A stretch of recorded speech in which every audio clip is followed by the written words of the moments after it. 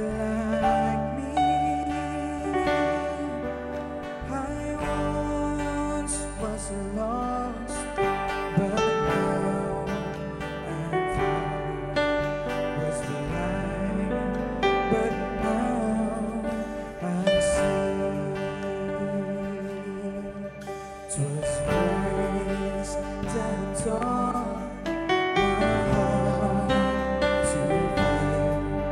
When grace my fears relieved. How precious is the grace of to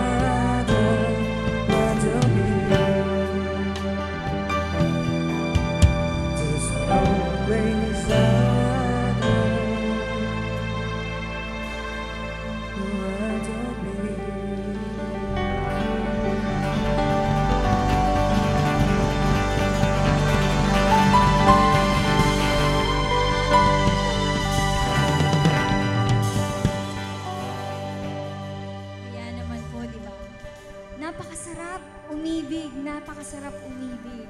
Pero walang hihigit pa kapag tayo umibig sa Panginoon at tayo ay iniibig ng Panginoon. Amen? Amen. Kaya naman tayo ay alive dahil sa pag-ibig ng Panginoon!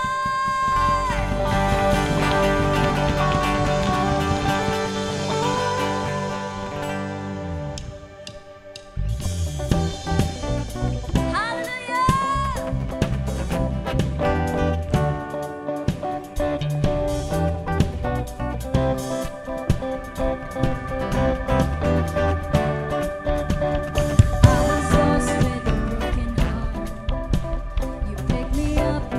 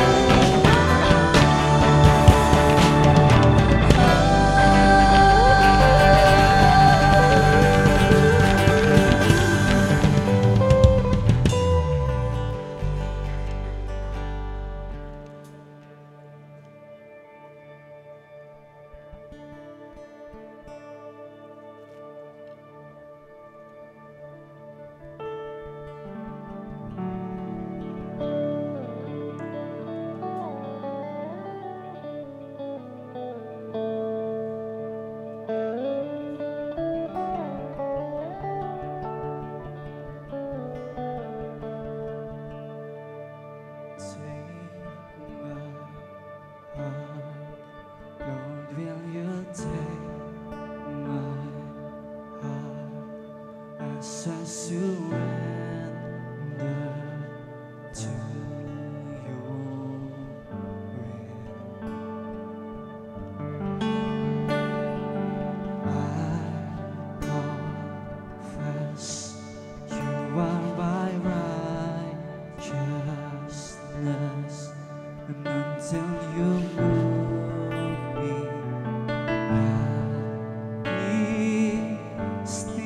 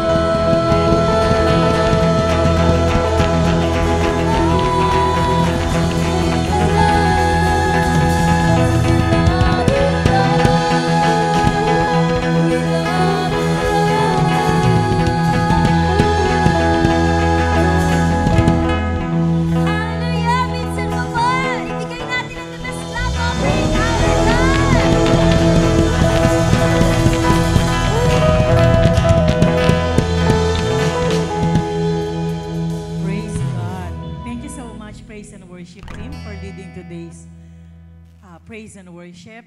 Purihin po ang Panginoon. Magandang Sunday morning po, everyone. Aba, may kausap po ba ako? Good Sunday morning, everyone. Good morning. Good morning po sa inyong lahat. So nice to see you here in the fellowship service. This is the day that the Lord has made. We will rejoice and be glad in it. So what an assurance of God's love, no? Sinabi nga po sa kanta, yes, Jesus loves me. Wow. Pag alam natin na si Jesus loves us so much, wala na tayong iisipin pa. No need to worry, no need to be anxious about anything because we know that God is holding true with His promise, especially stipulated in Isaiah 41:10, Do not be afraid, for I am with you. Do not be dismayed, for I am your God. I will strengthen you. Yea, I will help you. Yea, I will uphold you with my righteous right hand. Diba? So, what a great God we serve. And this day, we will be serving God through our tithes and offering. So, taas-taas na po yung ating mga wallet, yung ating mga envelopes. So, siguro mag-tithes and offering muna tayo bago po ang mga announcements.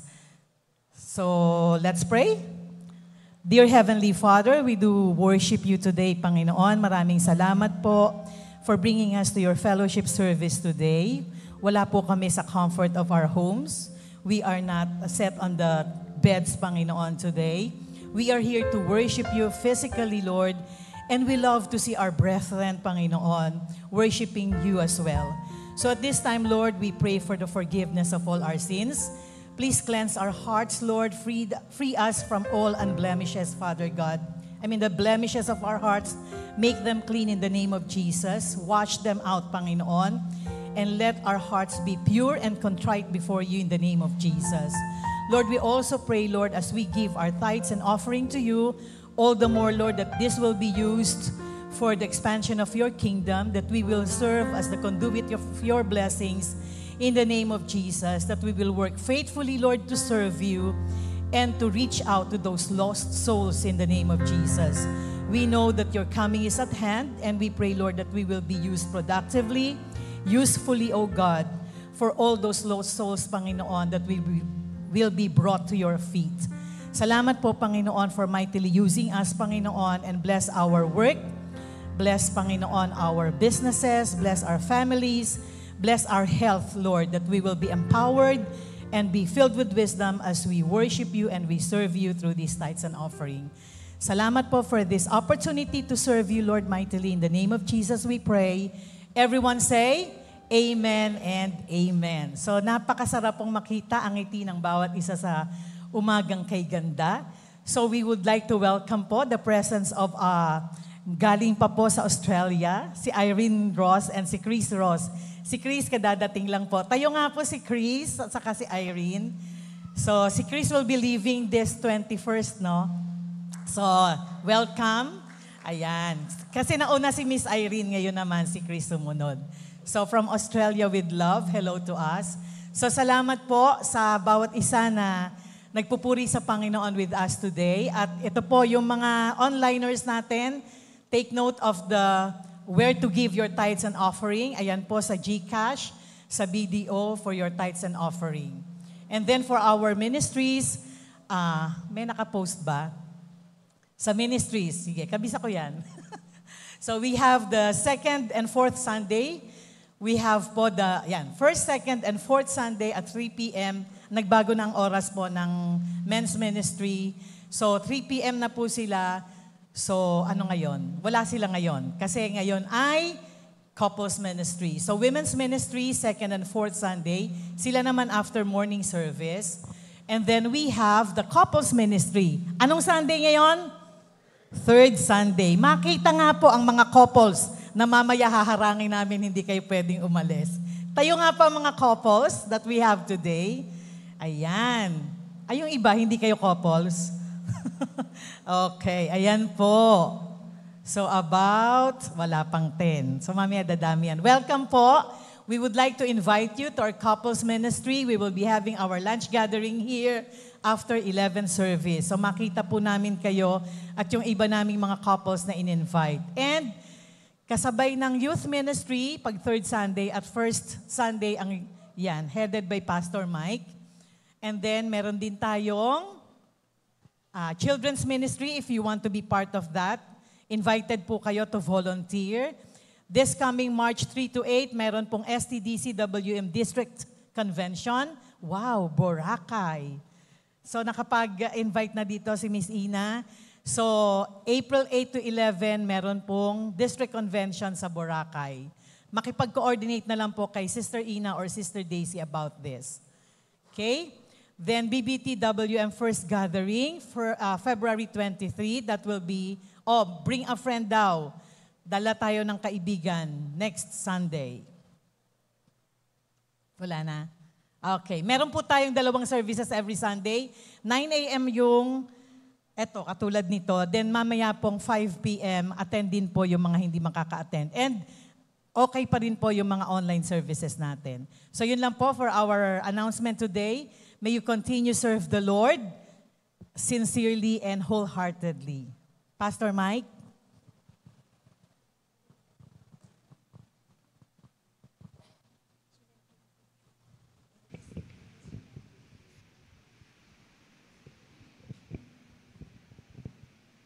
Okay, thank you, Dan. All right.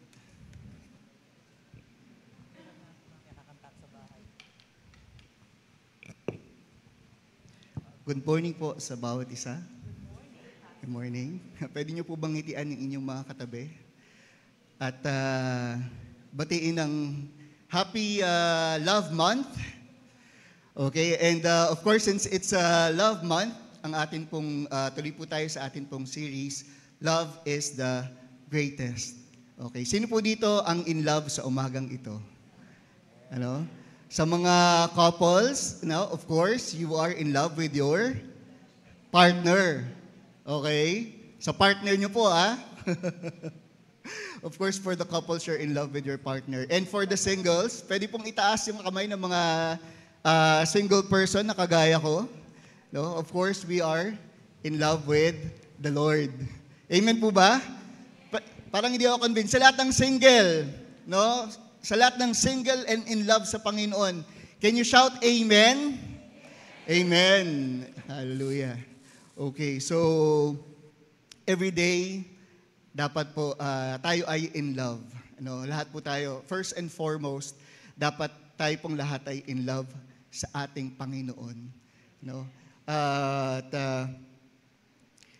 One of the main reason po ng divorce is yung hindi na okay yung communication ng mag-partner or na-fall out of love. Na-fall out of love na, no? Based po sa study. So, every day, no, we should make sure na yung atin pong pag-ibig sa Panginoon ay intact. Sapagkat marami pong pilit na magnanakaw sa atin pong attention, sa atin pong pag-ibig sa ating Diyos. Tama po? No, sino dito yung pagising mo this morning, no? Una mong pinasalamatan, una mong binate ang Panginoon. No, that you are happy to wake up every morning because you know that you are loved by God. Okay, so ang topic po natin today is finding and following God's will. No? Sino po dito nag-celebrate ng Hearts Day last Friday? Parang dalawa lang. Okay. So finding and following God's will. No, hindi lang po yung love life kasi love month ngayon eh. But every person has this question. Ano? Hindi lang po, anuman po yung kalalagayan natin sa buhay, we always ask this question, Lord, what is your will for me today? Well, in fact, every day, you should ask God. No, when you wake up in the morning, Lord, what is your will for me today? Diba? It's very important that we consult God every day. So dito, nagtatanong kayo sa Panginoon every day, Panginoon, ano yung nais mo? Ano yung layunin mo para sa akin ngayong araw na ito? Or pagising natin, inisip na agad natin yung trabaho, inisip na natin ano yung kakainin natin sa almusal, no? Or do we start the day consulting the Lord, Lord, what is your plan for me today? No? Last Friday po, kausap ko po yung trabaho ko and magti-10 years na siya sa company and after 10 years, meron po kami natatanggap sa company na gratuity benefit. No? So, nag-iisip na siyang mag-resign. No?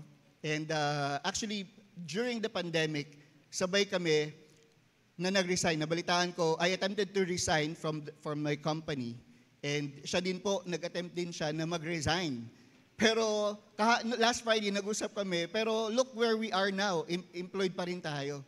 No, ibig sabihin, hindi na nasunod yung plano natin na mag-resign.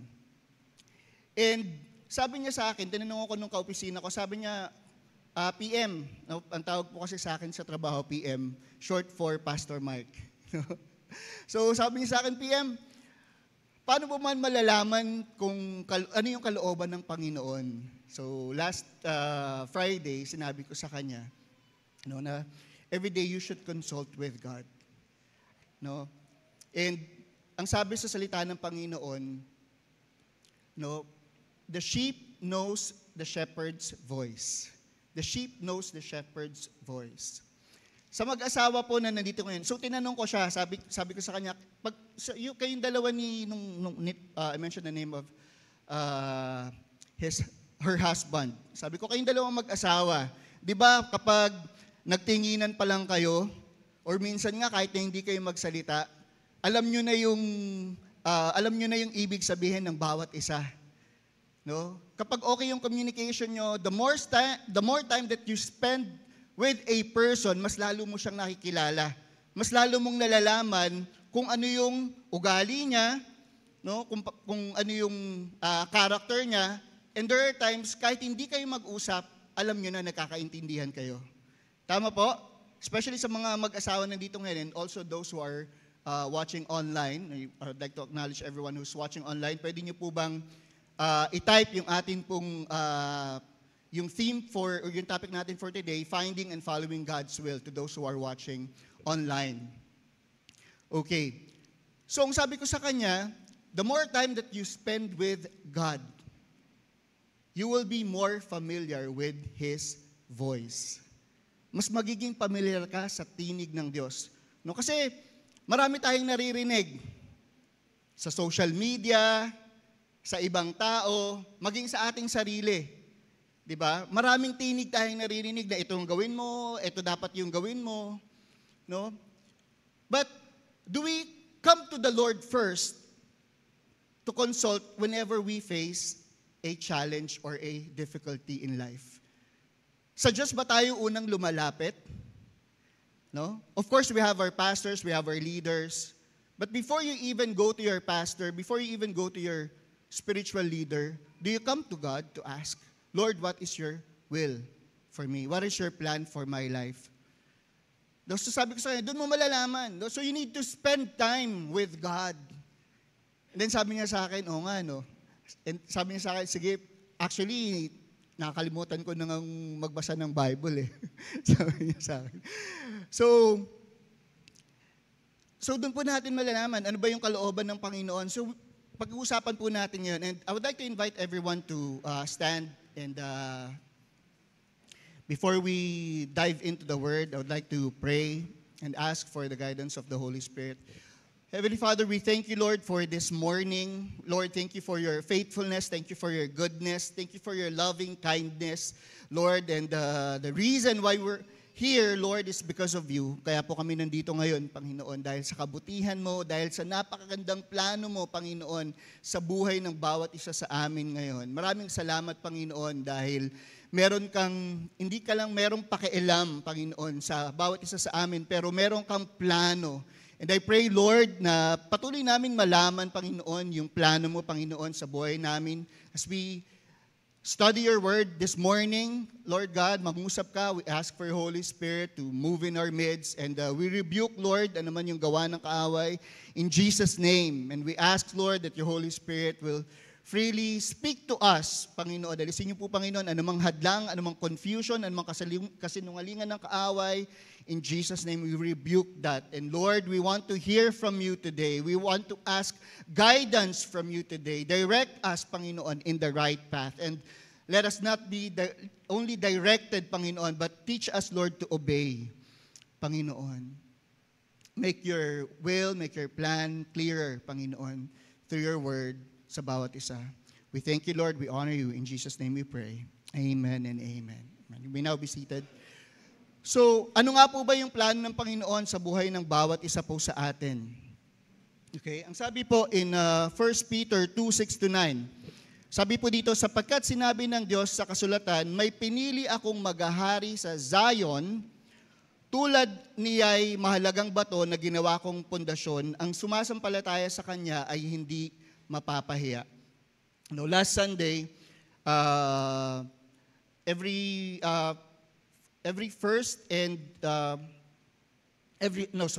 second and fourth Sunday po, mayroon pong OHB, yung mga teens. And last Sunday po, dinidiscuss po namin yung salvation series. Ang sabi po ng isang estudyante sa akin, nagtanong siya, bakit alam ng Diyos na magkakasala ang tao, bakit nagdesisyon pa rin siya na likhain ang tao? sabi nung bata sa akin, no, kung alam ng Diyos na magkakasala yung tao, bakit pa niya nilikha yung tao? No? Alam niyo po, ang sabi po dito, may pinili akong maghahari sa Zion. So alam po natin na bago pa likhain ang mundo, pinili na tayo ng Diyos. Sabi sa Ephesians, so before the foundation of this world, God has chosen us. Tama po? Sino po dito yung naniniwala kayo na pinili ka ng Diyos? No, hindi aksidente kung bakit nandito ka ngayon. No? Bago pa nilikha ng Diyos ang mundo, kilala ka na ng Diyos. Pinili ka niya. No, alam niya na nandito ka ngayon. No? So pinili tayo ng Diyos, and pinili ng Diyos ang Panginoong Jesus bago pa likhain ng mundo. So alam ng Diyos na magkakasala ang tao, pero hindi pa niya nililikha ang tao, gumawa na siya ng paraan. No? Ganon ka runong, ganon ka meticuloso ang Diyos sa kanyang pagpaplano. Na kahit alam niya na magkakasala tayo, na kahit alam niya na natatalikod tayo sa Kanya, pero dahil mahal tayo ng Diyos, hindi siya umurong sa plano. No? Sino po dito yung sa mga mag-asawa nandito ngayon, no, yung malapit na kayong ikasal? Nakaisip po ba kayo na parang ayoko na lang? Meron kayong, ang tawag doon, yung cold feet? No? Pero ang Diyos, alam niya na magkakamali tayo. Alam niya na magkakasala ang tao. Pero tiniloy pa rin niya yung magandang plano niya. Ganon tayo kamahal ng Diyos. Nung sabi dito, may pinili akong maghari sa Zion, tulad niya ay mahalagang bato na ginawa kong pundasyon, ang sumampalataya sa Kanya ay hindi mapapahiya. And in verse 7, sabi dito, kaya kayong sumasampalataya ay pararangalan ng Diyos, ngunit sa taong hindi sumasampalataya ay naganap ang sinabi sa kasulatan. Ang batong itinakwil ng mga tagapagtayo ay siyang naging batong pundasyon. Ano? Ang pinakamahalagang ang pinakamalaking pagkakamali na magagawa ng isang tao ay hindi manampalataya o hindi sumampalataya sa Panginoong Hesus o tumalikod sa Kanya. Ulitin ko po, ang pinakamalaking pagkakamali, no, may mga pagkakamali tayong nagagawa, no? Sa negosyo, sa trabaho, marami tayong pagkakamali nagagawa sa buhay. No? Pero ang pinakamalaking pagkakamali po na magagawa ng isang tao ay yung hindi siya sumampalataya sa Diyos. Hindi siya sumampalataya sa Panginoong Hesus. No? Kaya po, tama po yung desisyon ng bawat isa sa atin. Kaya po nandito tayo ngayon.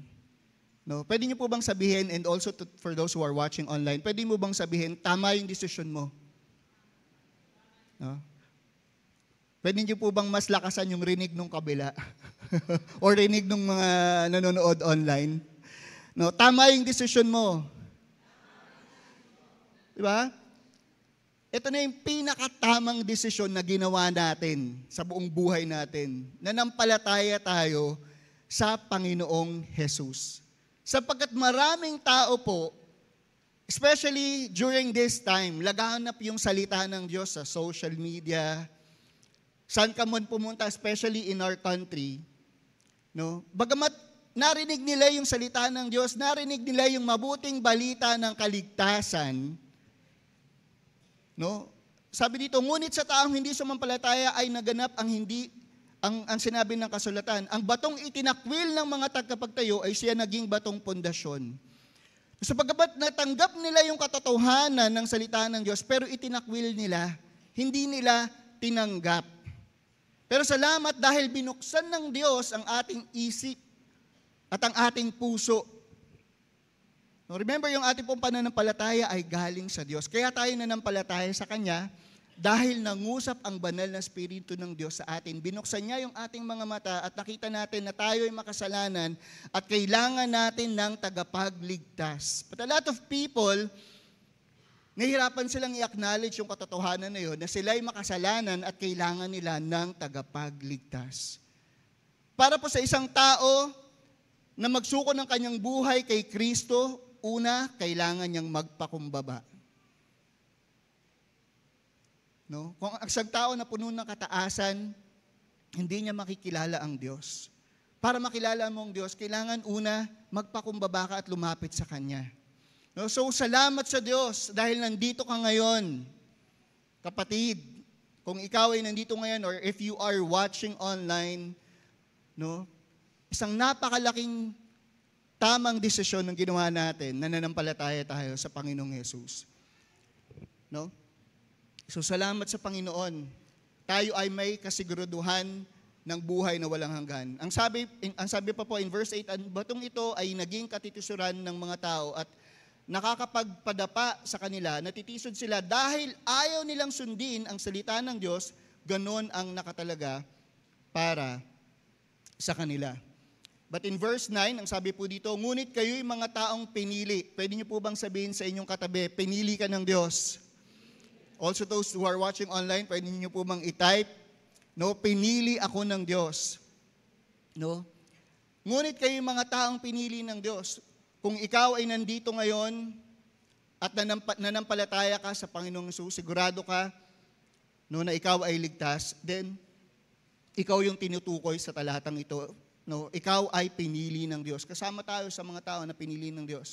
Mga maharlikang pari, ibig pong sabihin during the Old Testament time, no, kailangan pa ng pari. Parang isang makasalanan, kailangan ng mediator, no, yung priest, parang isang makasalanan ay makalapit sa Diyos. No, pero ngayon po, dahil pinatawad na po yung ating kasalanan, we are made holy by God. No, then we can come to God directly, katulad po ng isang priest, katulad ng isang pare. Hindi na natin kailangan ng ibang tao. We can come to God directly. And sabi po dito, at mga mamamayan ng Diyos, pinili kayo ng Diyos na maging Kanya. No, tayo po ay sa Diyos. No? Sino dito yung naniniwala ka na ikaw sa Diyos, magsabi ng amen. No? Tayo po ay sa Diyos. No? Ang sabi po sa salita ng Panginoon, ang Panginoong Hesus ay namatay para sa lahat. Ang Panginoong Hesus ay namatay para sa lahat upang ang lahat ng nabubuhay ay hindi na mabuhay para sa kanyang sarili, kundi para sa Kanya na namatay at nabuhay para sa kanila. Tayo po ay pag-aari na ng Diyos. Hindi na natin pag-aari yung atin pong sarili. No, ang Diyos na yung nagmamay-ari sa atin. Therefore, ang Diyos na dapat yung nasusunod sa buhay po natin. No? Kaya nga po, finding and following. No, hindi lang hinahanap natin yung kalooban ng Diyos. Pero, pag nakita natin yung kalooban niya, dapat handa tayong sumunod dahil tayo ay sa Diyos. Ano pa po? Pinili kayo ng Diyos na maging Kanya upang ipahayag ninyo ang kahangahangang niyang mga gawa. No? So if you're here, nagtatanong ka, ano ba yung kalooban ng Diyos para sa akin ngayon? No? Ang sabi po dito, tinawag tayo ng Diyos upang ihayag yung mga kahanga-hanga niyang gawa. Kapag nasa loob po tayo ng tahanan, nakaupo tayo, ano po ba yung pinag-uusapan natin sa loob ng ating tahanan? Ang sabi, pag-usapan natin, ihag natin yung kahangahangang gawa ng Diyos. Ano ba yung ginawa ng Diyos sa buhay mo? Ibahagi mo yan habang nakaupo ka sa lamesa, kumakain kayo ng pamilya mo. No? Or kapag nasa trabaho ka, ano yung pinag-uusapan mo? Ano pinag-uusapan ninyo? Ano yung ibinabahagi mo sa iba kapag nasa trabaho ka? Tinawag tayo ng Diyos upang ibahagi, ipahayag yung kahangahangang gawa, hanga-hanga niyang mga gawa. Siya ang tumawag sa inyo mula sa kadiliman tungo sa kahanga-hanga niyang liwanag. No? Yun yung pagkatawag sa atin ng Panginoon. Inalis niya tayo dun sa kadiliman. No? Naalala po natin yung atin pong buhay bago po tayo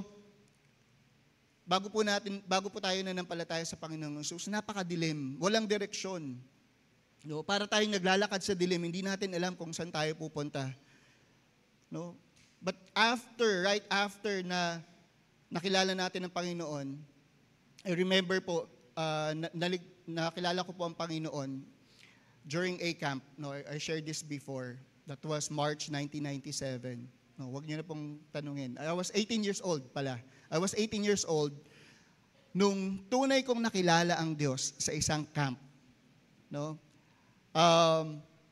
Bata pa lang ako, nandito na ako sa church, kumakanta sa children's choir, junior choir, may senior choir pa before, umaten ng children's church, umaten ng Sunday school. No? Pero hindi ko totoong kilala ang Diyos. And walang direksyon yung buhay ko. No? Pero nung nakilala ko ang Panginoon through a preaching, matagal ko nang naririnig yung preaching about salvation. No? Pero during that camp, nangusap sa akin ng Diyos. No, nangusap sa akin ng Diyos. And nakita ko yung kalalagayan ko na makasalanan ako at kailangan ko ng tagapagligtas. And from then on, hindi naging perfect yung journey until now. No? And I think everyone will agree, no, nung sumampalataya tayo sa Panginoon, hindi naman naging madali yung journey actually for most of us, no. Kung kailan tayo nanampalataya sa Diyos, no, grabe yung pagsubok, no? Talagang sinubok tayo. Pero thank God you're here. No, ngayon nakaupo ka pero nakatayo tayo, no, sa kabutihan ng Diyos. Sa kabila ng mga pagsubok, remember during the pandemic, no? Halos nakalimutan na nga natin, na parang walang nangyari. But right now we're here because of the goodness of God. So tinawag tayo ng Diyos mula sa kadiliman patungo sa kanyang liwanag. Ang sabi po in Romans 12, so generally, yun po yung pagkatawag po sa atin ng Panginoon. Yun yung kalooban ng Diyos para po sa atin. No, kung hinahanap natin yung kalooban ng Diyos para sa atin, then that's the general calling of God para sa iyo.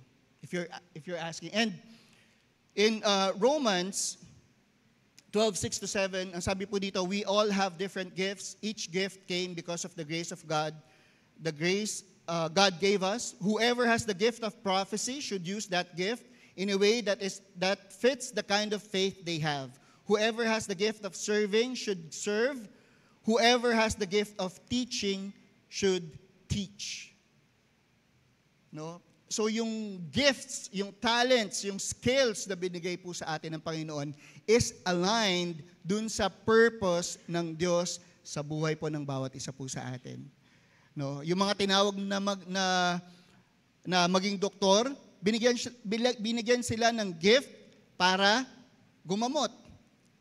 No, yung mga tinawag upang maging manager, upang maging CEO ng company, binigyan sila ng gift, ng skills to lead a company.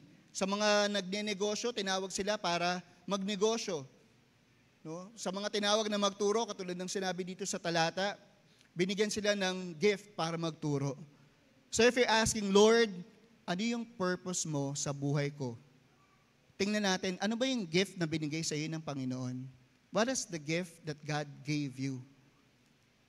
The second question is, ginagamit mo ba yung gift na binigay sa iyo ng Diyos upang paglikuran? Una siya, pangalawa, ang iba. No? If you're asking, Lord, what is your will for me? What is your purpose for me? No, every day, tanungin natin, Panginoon, ano yung kalooban mo? No? God has called us to serve Him faithfully. Every day, wherever we are, ano man yung situation natin, no, God is calling us to serve Him. So Lord, ano yung assignment mo sa akin for today? Hindi yung pagkagising mo, kape, tapos pasok na sa trabaho, iniisip mo yung mga meetings, mga deadlines. But we fail to ask the Lord, Lord, what is your will for me today? I want to start the day right, Lord.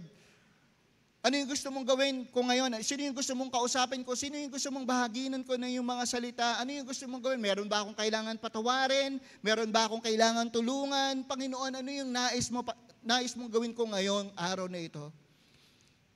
No? And then in Malakay 2:15, no, sabi po dito, hindi ba't pinag-isa kayo ng Diyos sa katawan at sa espiritu para maging Kanya? To all the married couples, sa lahat po ng mga mag-asawa, no, ngayon, and dito po sa sanctuary and to those who are watching online, sabi po dito, hindi ba't pinag-isa kayo ng Diyos sa katawan at sa espiritu para maging Kanya? At bakit niya kayo pinag-isa? Sapagkat gusto niyang magkaroon kayo ng mga anak na makadiyos. Kaya siguraduhin ninyong hindi kayo magtataksil sa babaeng pinakasalan ninyo noong inyong kabataan. If you are married, hindi ka na dapat nagtatanong, Lord, sino ba yung will mo para sa akin? Ayan na, katabi mo na. Diba? Wala nang urungan.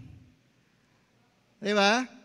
During the time of Prophet Malakay, no, yung divorce is being practiced mainly by men. Yung mga lalaki, dinidivorce na. They were unfaithful. They were unfaithful to their wives. No, kaya sinabi dito ni Prophet Malakay, kaya siguraduhin ninyong hindi kayo magtataksil sa babaeng pinakasalan ninyo noong inyong kabataan. No? Yung covenant ninyo hindi lang sa asawa ninyo, but your covenant is to the Lord. And that calling is for your entire lifetime.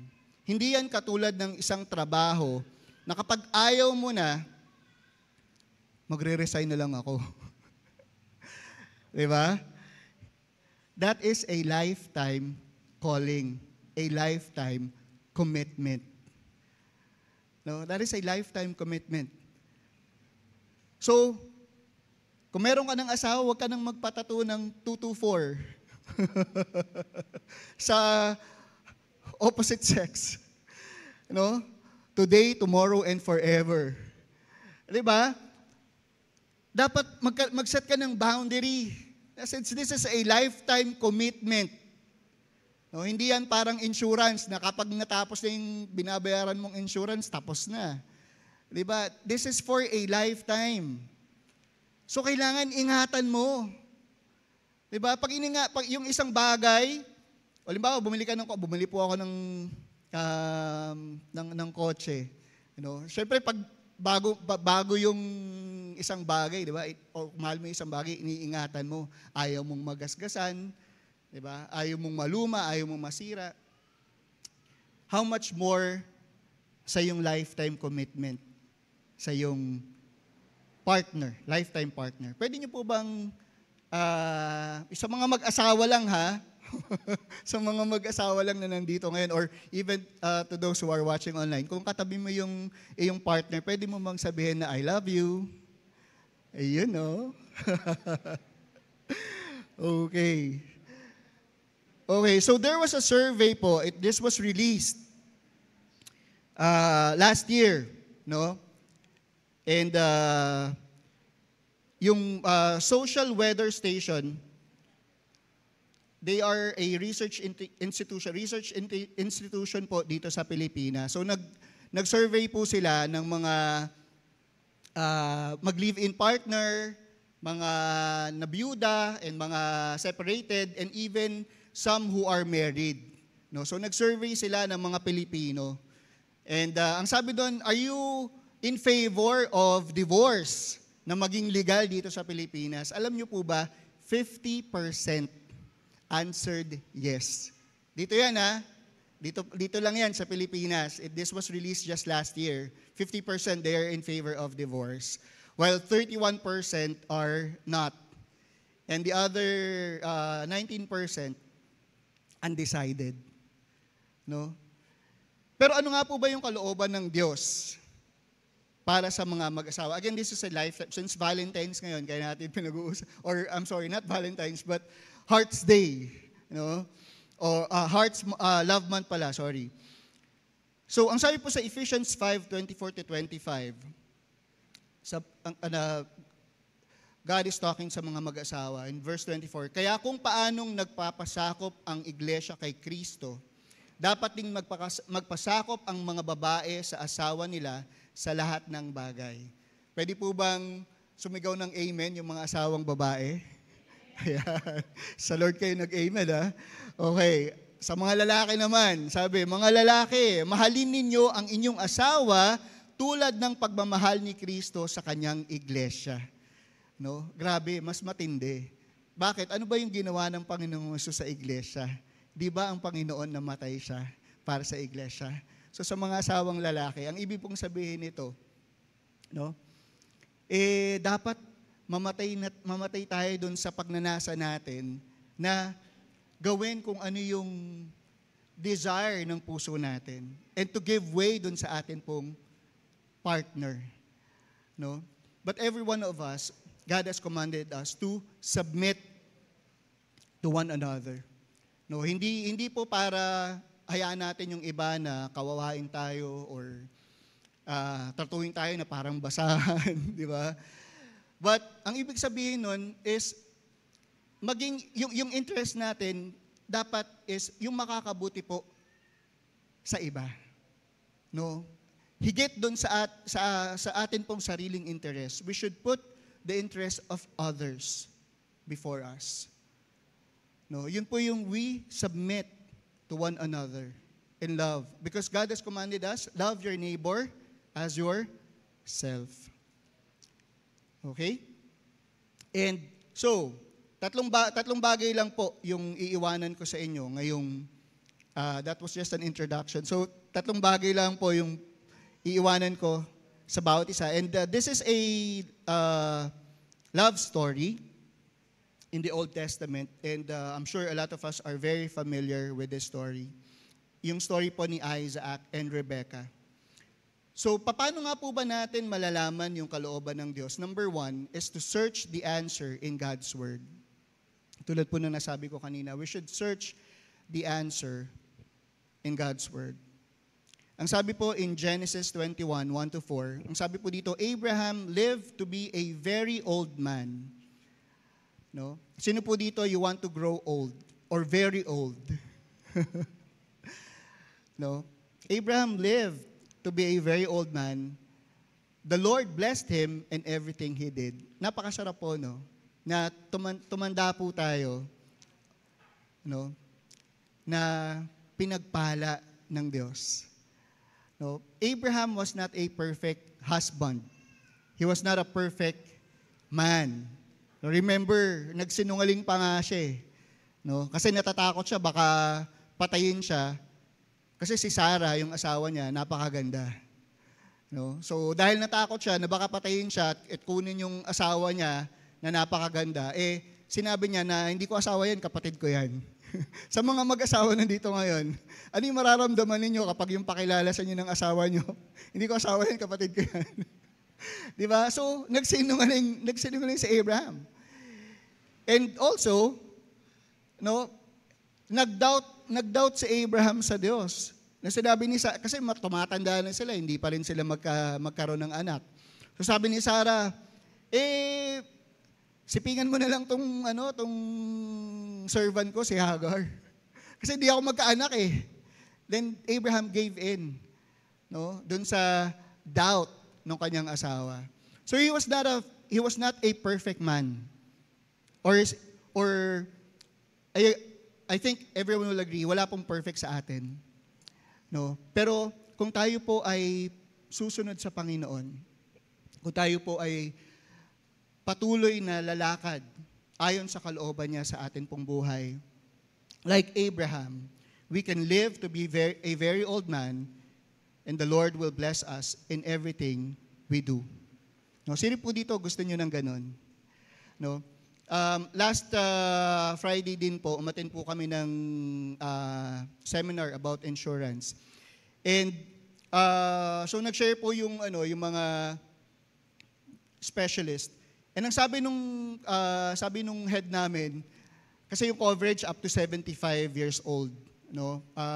Let's say for example, 1 million yung coverage ng insurance, no? Covered ka for 3 unrelated illness up to 75, no? Meaning, no, kung ano man yung kung magkaroon ka ng critical illness, pwede mo ma-claim yung 1 million up to 75. Pero sabi niya, ayoko lang mabuhay hanggang 75.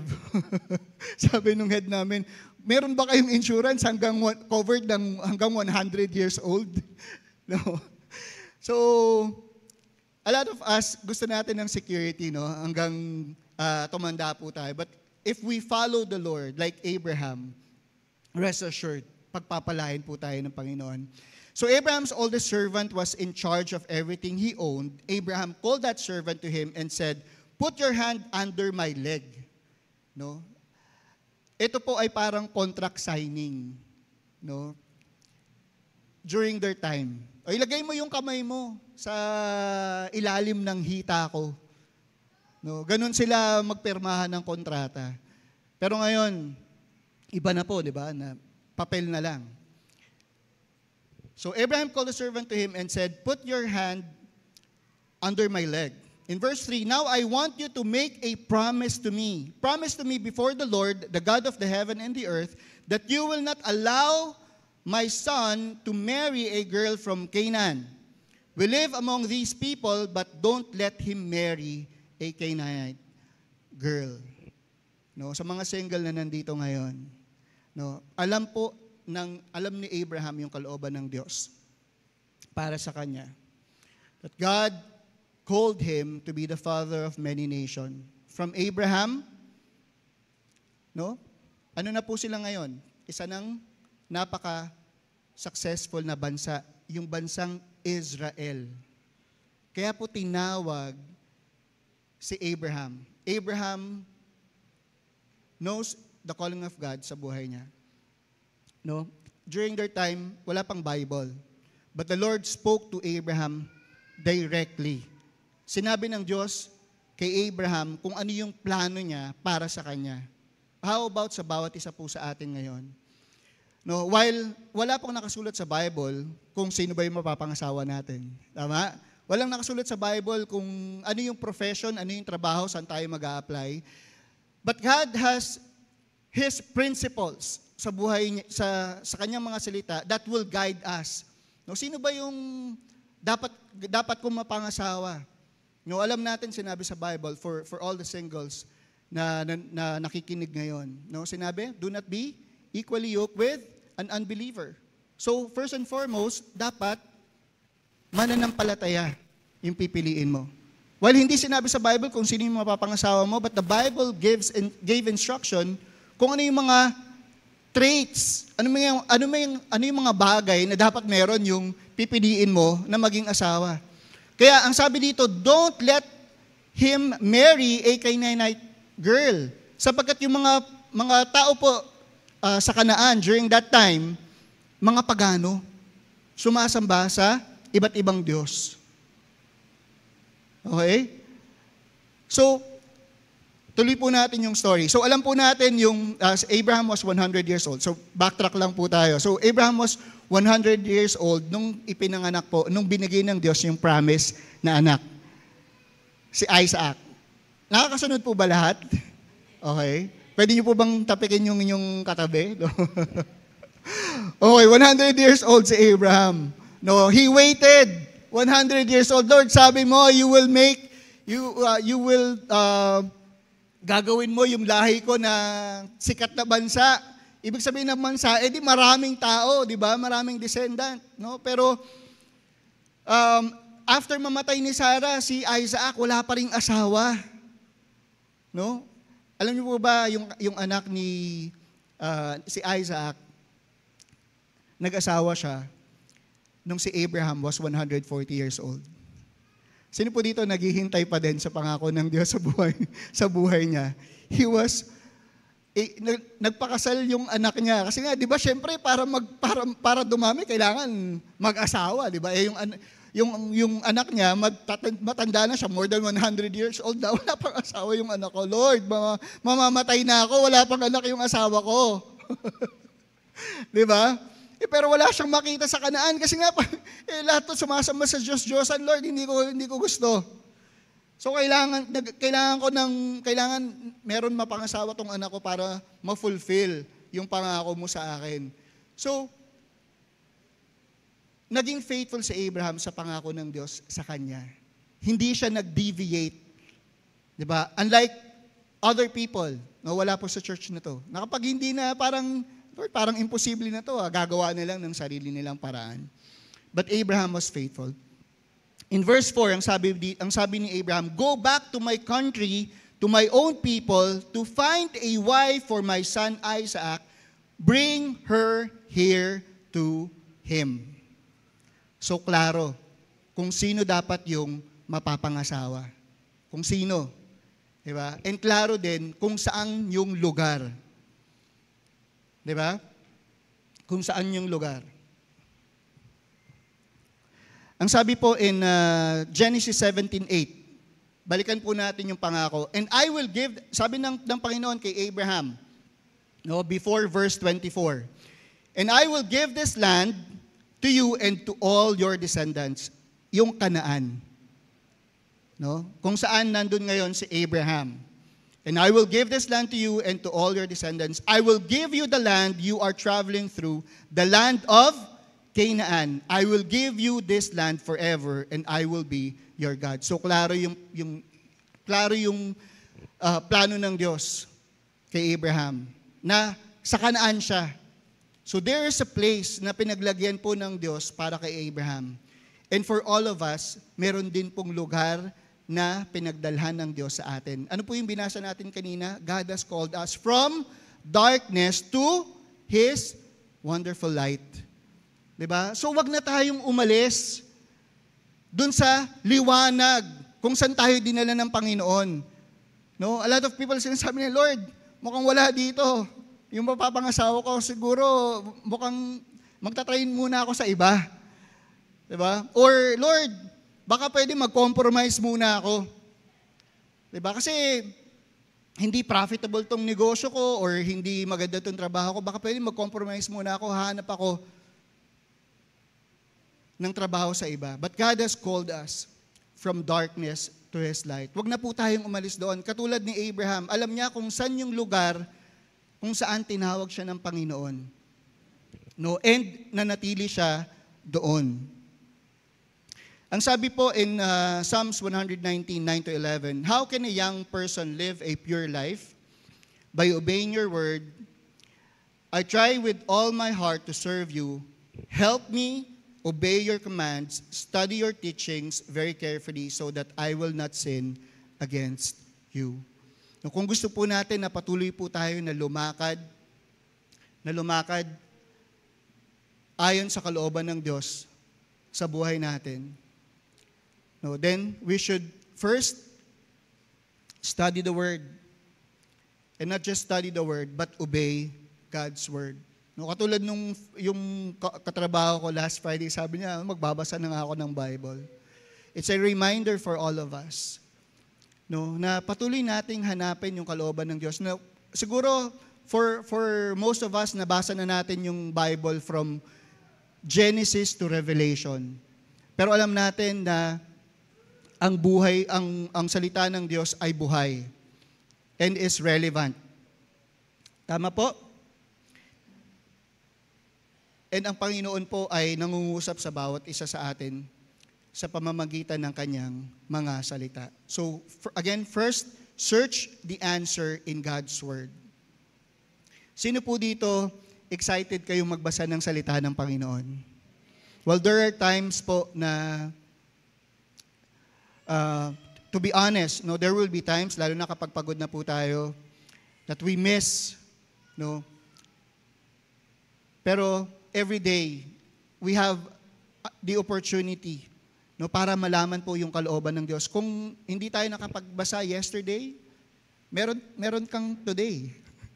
Tama? Or right after this message, no, pag uwi mo sa bahay, No, pwede mong buksan yung Bible mo. Pag-aralan, ano ba yung kalooban ng Diyos para sa akin sa kanyang mga salita? No, napaka gandang pribilehyo po, no, na pag-aralan po natin that we are free na malaman natin kung yung kalooban ng Diyos sa kanyang mga salita. And second, believe that God is faithful to His Word. No, believe. No? Meron pong familiar na story, no, na meron pong isang tao na tatawid sa alambre. No? Alam niyo yung story niyo, di ba? Yung isang tao, tatawid siya sa alambre. Sabi niya, sino dito naniniwala kayo na kaya kong tumawid dito sa alambre? No, nagpalakpakan yung mga tao. Sabi niya, ako, naniniwala ako, makakatawid ka, kaya mong tumawid sa alambre. No, palakpakan yung mga tao. And then, nagtanong ulit siya, sino dito yung gustong pumasan sa akin habang tumatawid ako sa alambre? No, wala nang pumalakpak. Di ba? So, it's easy to say na, naniniwala ako na merong Diyos.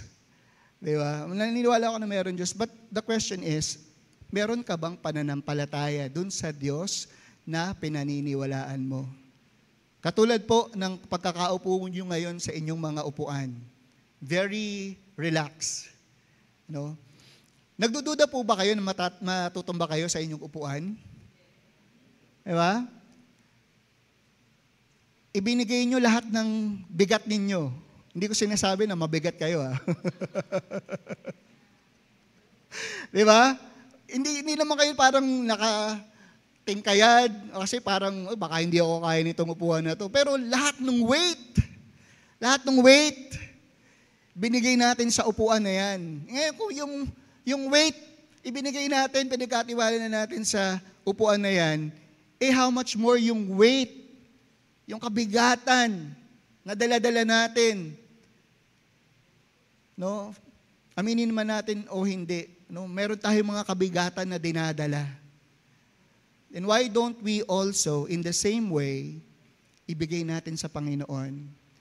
Diba? Ang sabi ng Panginoong Jesus, come to me, all of you who are tired and heavily laden, and I will give you rest. Katulad ng pagkakaupo nyo sa upuan nyo ngayon, God will give you rest. But it's important that we not only search, but believe that God is faithful to His Word. Ang sabi po in verse 5, the servant said to him, maybe this woman will not want to come back with me to this land. If that happens, should I take your son with me to your homeland? Abraham said to him, no, don't take my son to that place. Si Abraham po ay matanda na. Baka hindi niya nakakayanin yung journey. It will take him 2 weeks, no, para mag-travel pabalik dun sa bahay ng mga magulang niya sa Haran. It will take him 2 weeks. No? Kaya inutusan niya yung servant. No? Kapag gusto, may paraan. Kapag ayaw, may dahilan. 'Di ba? Kapag gusto po talaga natin sumunod sa Diyos, walang excuses. No? Alam ng Diyos alam ni Abraham na tinawag siya ng Diyos to be a big nation. No, to be a father of a big nation. No? So meron siyang dilema, matanda na siya, yung anak niya wala pang asawa. Paano magiging isang bansa yung pamilya niya? No? So kailangan mag-asawa. Pero wala siyang makita mapapangasawa ng kanyang anak sa Kanaan. So anong ginawa niya? Pinadala niya yung servant niya sa Haran. During their time, no, it is a common practice na mapangasawa yung relative. No? Pero hindi in Leviticus, hindi na po yan inalaw ng Panginoon. But during their time, no? Kasi bakit? Kasi yung pamilya niya may takot sa Diyos, kumikilala sa Diyos. So, ang gusto ni Abraham, yung mapangasawa ng kanyang mga anak, and for those parents who are watching right now, no? Matikuloso, hindi naghanap si Abraham ng kailangan mayaman, kailangan maganda, 'di ba? Ang hinahanap niya yung babae na may takot sa Diyos. No, yung babae na may takot sa Diyos. Pero ang sabi nung servant niya, of course, mayroong mga challenges yung servant niya. Paano pag pumunta ako doon? Tapos nakakita nga ako ng babae, papayag ba yung babae na sumama sa akin? O papayag ba yung mga magulang ng babae na sumama sa akin? Pag hindi po malinaw sa atin yung kalooban ng Diyos, palagi tayong may maybe. Lord, maybe, baka hindi naman ito yung kalooban mo. Lord, baka pwede ito na lang. Lord, wala na ako sa kalendaryo. Diba? Marami tayong maybe. Pag hindi klaro, no? Kaya kailangan klaro yung kalooban ng Diyos. Katulad ni Abraham, it's very clear kung ano yung pagkatawag ng Diyos sa buhay niya. And in verse 7, ang sabi dito, "The Lord, the God of Abraham, brought me from my homeland to this place. That place was the home of my father and the home of my family. But," again, convinced Abraham, "he promised that this new land would belong to my family." Kaya wag mong dadalhin yung anak ko doon. Kasi dito sa lugar na ito, dito ako tinawag ng Diyos. No?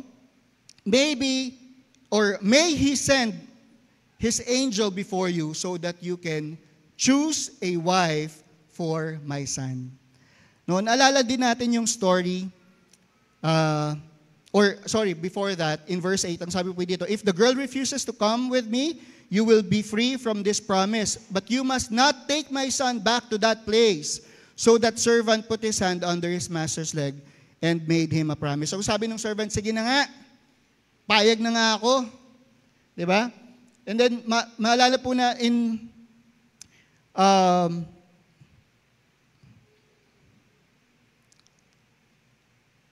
okay.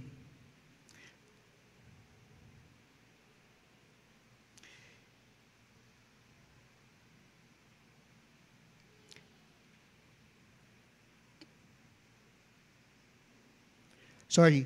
In Genesis 22, 7-8. Okay. Sabi po dito in Genesis 22, 7-8, Isaac said to his father Abraham, Father Abraham answered, "Yes, son." Isaac said, "I see the wood and the fire, but where is the lamb we will burn as a sacrifice?" So before this story, alala na po natin, God tested Abraham. Diba? So, nung 100 years old si Abraham, ibinigay niya yung pangako niya, which is si Isaac. But God tested Abraham. Ang sabi ng Panginoon kay Abraham, ialay mo yung anak mo. Diba? Because it is a common practice ng mga pagano during their time, yung human sacrifice. Inaalay nila yung mga anak nila sa Diyos-Diyosan. The Lord said to Abraham, it was not God's intention na kunin or i-sacrifice ni Abraham yung kanyang anak na si Isaac. Alam natin yung story. But God tested Abraham kasi gusto niyang patunayan ng Diyos na yung commitment ni Abraham dun sa pangako ng Diyos para sa kanya ay buo. Diba? Remember, God called him to be a father of many nations. And then, God tested him, ibigay mo sa akin yung anak mo, i-sacrifice mo. So, anong mangyayari? Lord, naghintay ako ng more ng 100 years. Binigay mo yung sagot sa panalangin ko. Pero ba't ngayon gusto mong kunin? No? And gusto rin ng Panginoon itest si Abraham na yung pananampalataya niya ay wala doon sa pangako, kundi doon sa nangako. Tama po? So dapat po yung atin pong pananampalataya, yung atin pong katapatan ay nandoon sa nangako sa atin at hindi po doon sa pangako o doon sa pagpapala na meron ang Diyos para sa atin. But ang sabi po dito, but where is the lamb we will burn as a sacrifice? Sabi po in verse 8, Abraham answered, God Himself is providing the lamb for the sacrifice, my son. So both Abraham and his son went together to that place. So sigurado si Abraham. In verse 15, ang sabi po dito, before the servant finished praying, a young woman named Rebekah came to the well. She was the daughter of Bethuel. Bethuel was the son of Milcah and Nahor, Abraham's brother. Rebekah came to the well with her water jar on her shoulder. So pumunta po yung alipin dun sa bayan ni Abraham. No?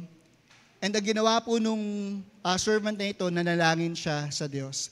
Sino po dito kapag meron po kayong problema, ang una nyong response is to consult with God, to pray.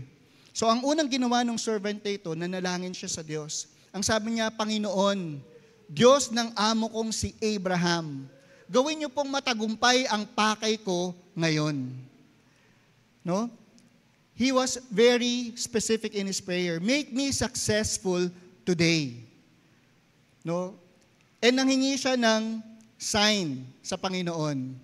No? Sino dito nanghingi kayo ng sign sa Panginoon?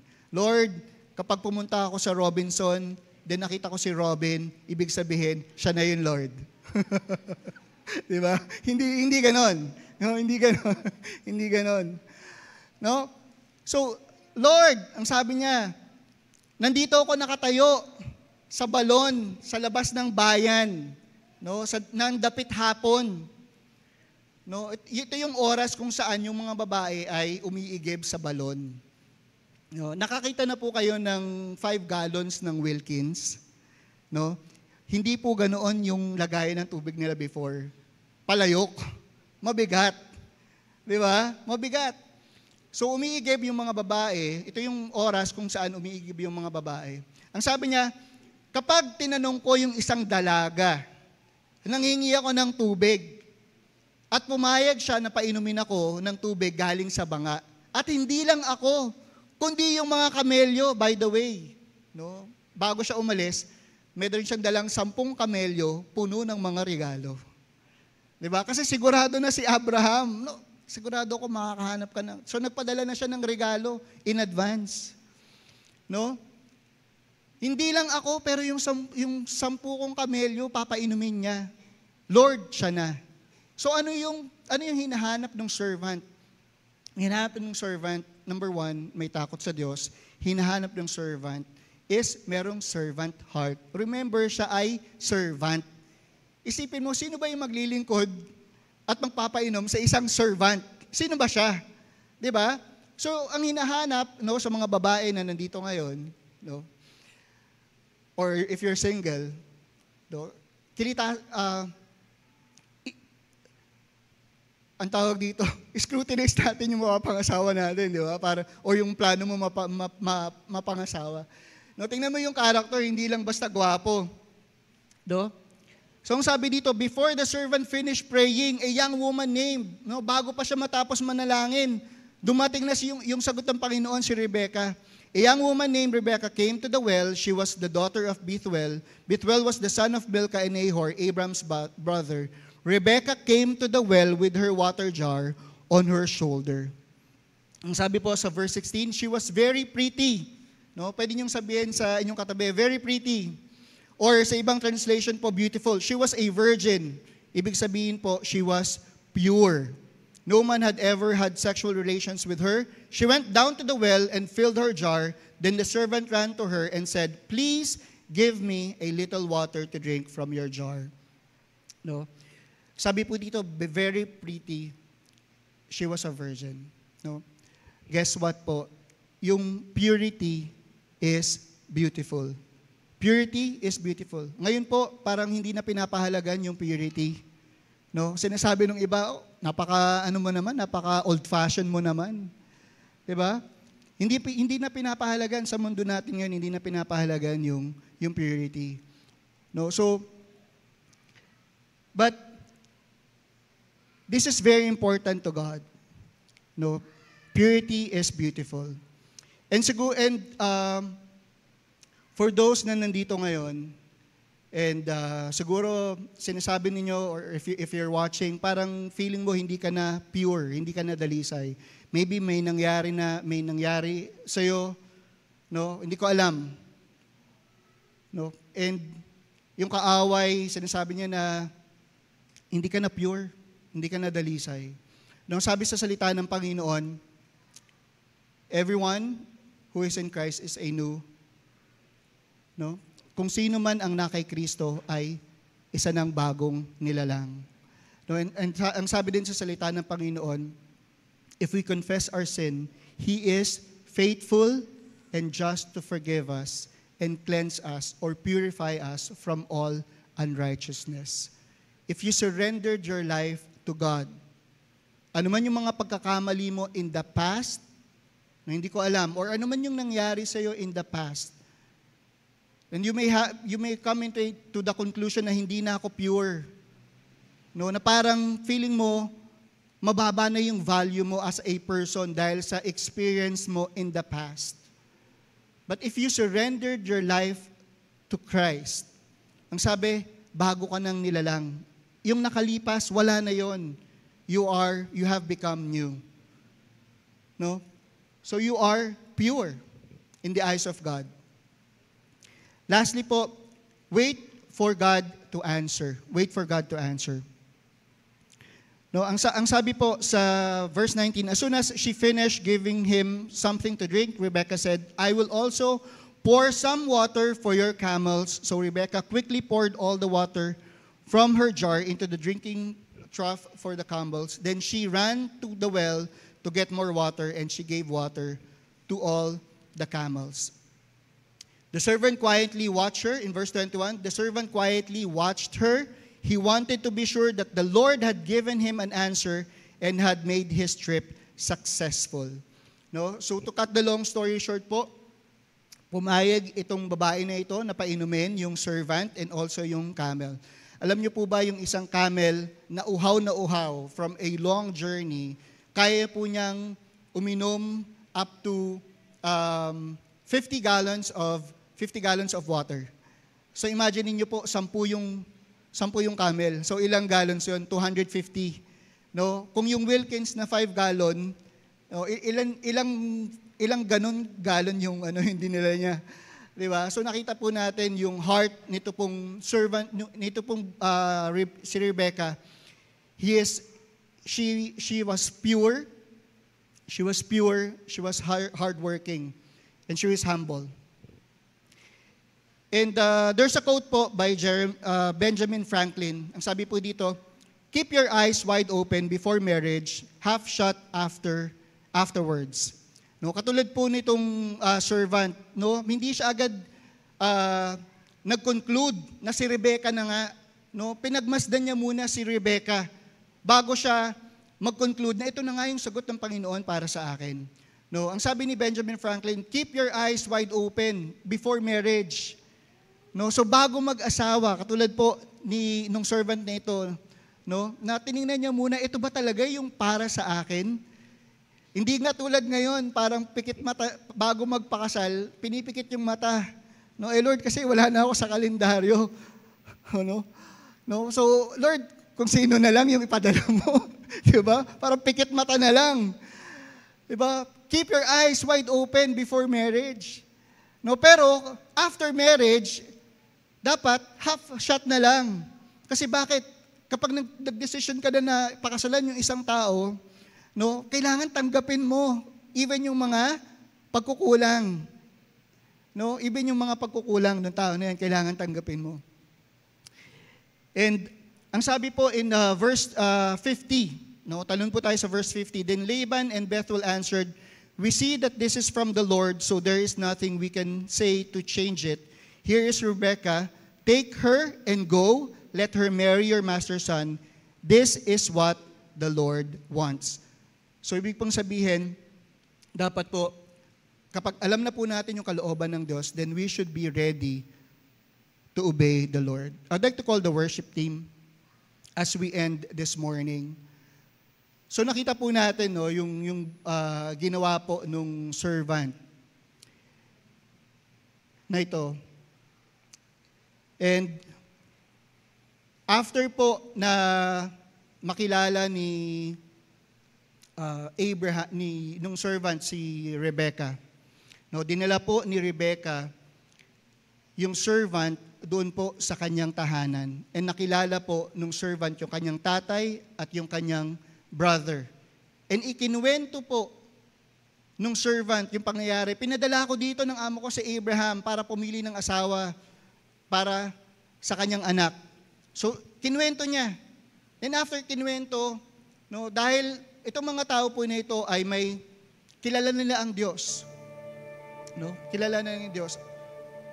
No, sigurado sila na kung ano yung sinabi ng servant ay galing sa Diyos. Ang sabi, this is what the Lord wants. And so, they obeyed. Ang sabi po in Genesis 24:66 to 67, husbands, love your wives, just as Christ loved the church and gave himself up for her, to make her holy, cleansing her by the washing with water through the word. I would like everyone to please stand.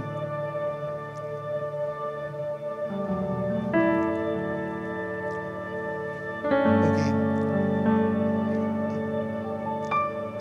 Si Isaac po, nung pinakasalan niya po si Rebecca, wala siyang ginawa. No, wala siyang ginawa. Nanampalataya lang siya. Na kung ano yung sinabi ng servant sa kanya, no, kinuwento ng servant sa kanya kung ano yung nangyari, and then pinakilala niya si Rebecca, and then sabi ng servant, ito na yung mapapangasawa mo. And during that time, nung nakilala ni Isaac si Rebecca, nakatakip yung kanyang mukha.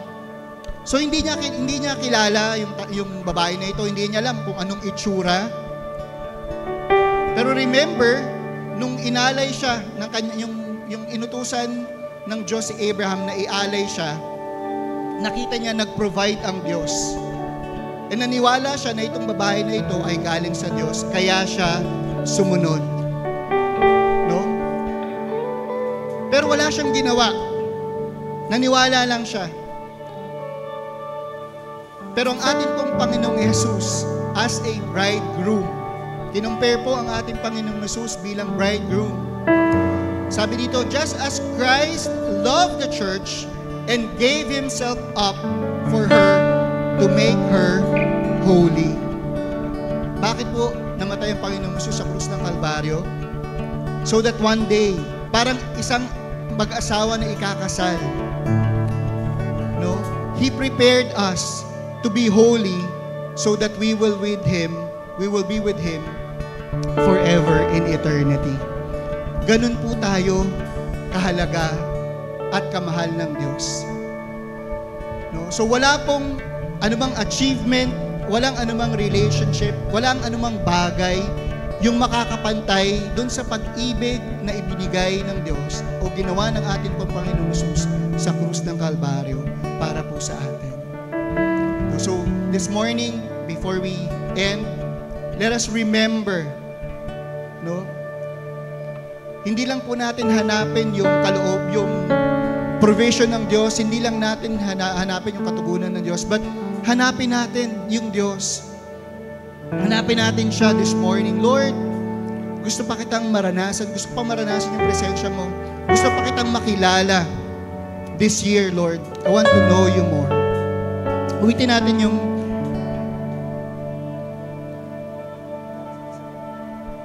Jesus. Let's remember the love of God this morning before we end. Awitin po natin yung inawit natin kanina. Jesus loves me, this I know, for the Bible tells me so. Hallelujah. Let's worship the Lord.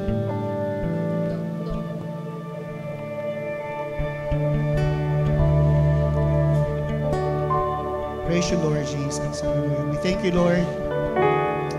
Thank you for your love. Thank you for your goodness, your faithfulness. Hallelujah. Hallelujah. Let's come to the Lord this morning. Praise you, Lord Jesus. Hallelujah.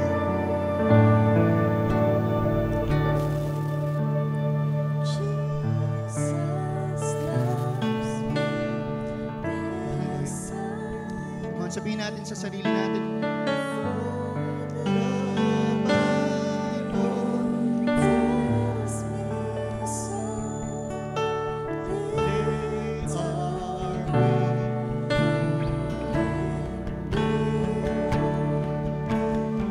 We are weak, but He is strong.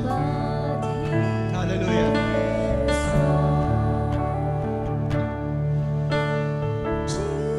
Come on, let's tell it to ourselves.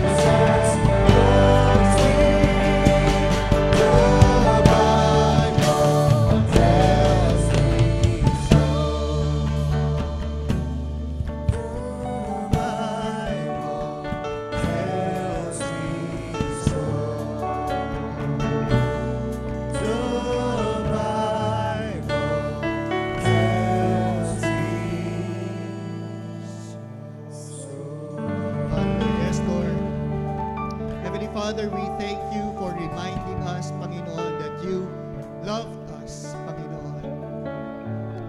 Thank you for your word. Thank you for your reminder, Panginoon, na ano man, Panginoon, yung mga struggles, ano man yung mga challenges that we are facing, we know that you are with us. You promise in your word you will never leave us nor forsake us. And we know that you love us, that you gave your one and only Son for us. Jesus, you died on the cross to pay the penalty of our sin so that one day, Lord, you're preparing us so that one day we will be with you in heaven forever. Maraming salamat sa iyo, Ama, sa kabutihan mo. And continue to remind us, Panginoon, let us be a source of our hope, of our strength. Lord, yung mga salita mo, Panginoon, hayaan, Panginoon, na wag naming bitawan, hindi lamang namin nalaman, kundi aming paniwalaan, at hindi lamang namin paniwalaan, kundi aming sundin, Panginoon, ang iyong mga salita, sapagkat sigurado kami, Panginoon, na mahal mo kami, hindi mo kami iwan, hindi mo kami pababayaan. Thank you, Lord. Hallelujah. May the Lord bless you and keep you. May the Lord smile down on you and show you His kindness. May the Lord answer your prayers and give you peace. In Jesus' name we pray. Amen, amen, and amen. Hallelujah. Maraming salamat po and God bless you.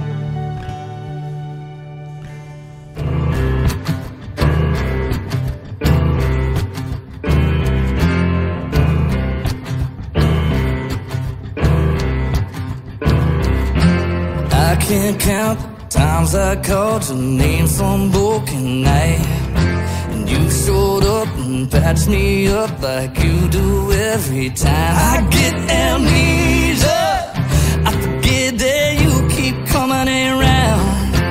Ain't no way you'll ever let me down. Good God Almighty,